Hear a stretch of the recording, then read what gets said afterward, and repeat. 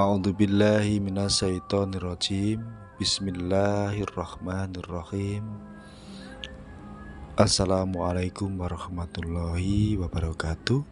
Salam satu jiwa, tidak antara. Salam buat seluruh saudaraku dimanapun berada. Baik, di kesempatan video ini saya akan menjabarkan tentang rumusan untuk lelaku berspiritual ya. Jadi di sini saya akan membedah atau mewedar tentang pedoman lelaku spiritual supaya kita tertata jati diri kita ya. Jadi di kesempatan ini yang pertama saya akan menjabarkan hening cipto rasa karso. Yang pertama saya akan menjabarkan bagaimana tentang hening, karena kita harus memahami rumusan ini. Di saat kita akan memahami rumusan ini, maka jati diri kita insya Allah akan tertata ya. Jadi yang dibilang hening yang pertama itu adalah menep. Pikiran kita bening, hati kita bening ya. Bagaimana kita untuk menjernihkan pikiran dan hati kita? Tentunya nafsu-nafsu kita harus menep, harus sujud ya. 4 anasir di dalam diri kita harus sujud. Nafsu itu tidak bisa dihilangkan ya. Nafsu itu tidak bisa ya kita hilangkan, namun nafsu itu bisa kita taklukkan dan kita sujudkan. Tentunya yang menaklukkan dan mensujudkan hanyalah Allah ya.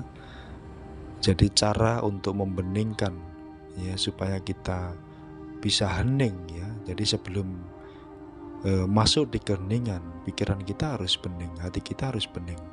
Dan cara-cara untuk membeningkan daripada hati dan pikiran, kita harus selalu bertaubatkan atas dosa-dosa kita kepada Allah.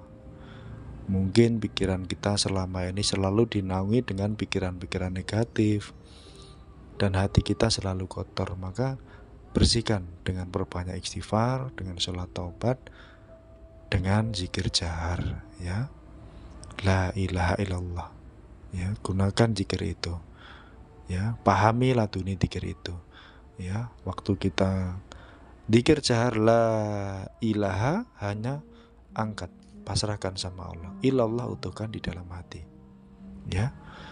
Maka disitulah hati kita dan pikiran kita akan menjadi bersih, menjadi bening, baru kita akan hening ya.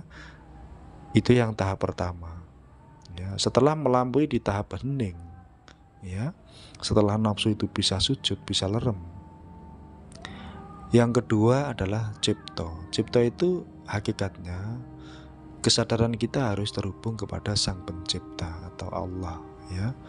Jadi harus terhubung ya, karena jika tidak terhubung maka jati diri kita akan semrawut ya.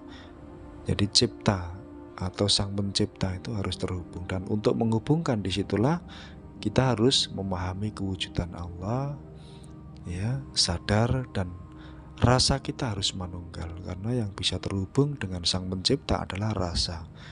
Jadi lewat nafas, rasa, dan kesadaran kita harus terhubung ya. Yang ketiga rasa ya. Jadi hening cipta rasa. Jadi rasa tadi yang sudah saya ungkap. Jadi rasa kita harus selalu terhubung kepada Allah. Supaya apa?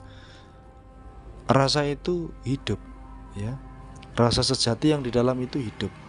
Jadi tumbuhnya rasa yang sejati itu hidup ketika rasa kita terhubung kepada Allah ya. Kalau rasa kita terpecah di dalam kemakhlukan, maka rasa kita akan kotor ya, akan terkotori, hati kita akan terkotori. Maka rasa tadi harus terhubung kepada Allah supaya rasa yang sejati itu mewujud, timbul ke dalam hati kita, dan kita akan diberikan petunjuk-petunjuk yang hak ya.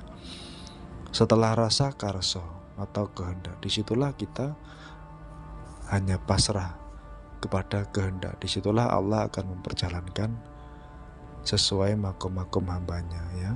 Jadi hening cipta rasa karso. Karso itu adalah kehendak Allah. Jadi kita hidup itu seharusnya sumele, berserah diri, pasrah kepada Allah. Dengan kita berserah pasrah, maka Allah akan membimbing kita, ya. Kebanyakan diri kita banyak terjebak di situ. Karena apa? Kita banyak